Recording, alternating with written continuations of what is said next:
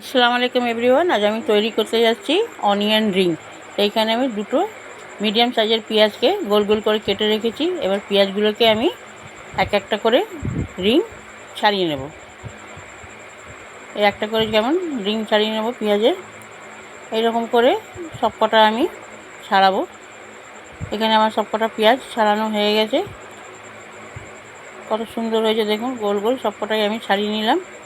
এইবার আমি এইখানে একটা বাটি নিলাম। এখানে আমি দেব 2 চামচ কর্নফ্লাওয়ার আর 3 চামচ দেব ময়দা। 3 চামচ ময়দা দিয়ে এতে আমি সামান্য নুন দেব।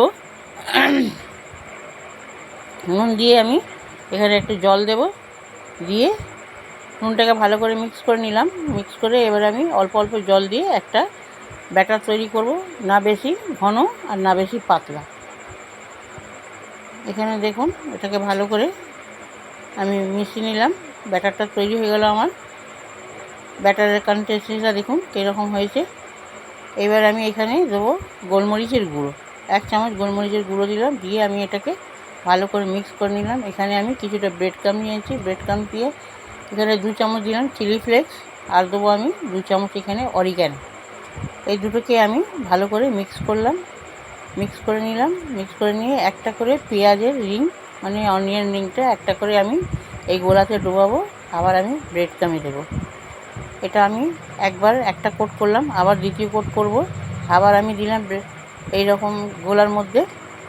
তারপরে আমি এই ব্যাটারটার মধ্যে দিয়ে এটাকে আমি আবার ডবল কোট করলাম, ব্রেড ক্রাম্ব দিয়ে ডবল কোট করলাম। দেখুন একটা এখানে রিং আমার হয়ে গেল, অনিয়ন রিং একটা হয়ে গেল।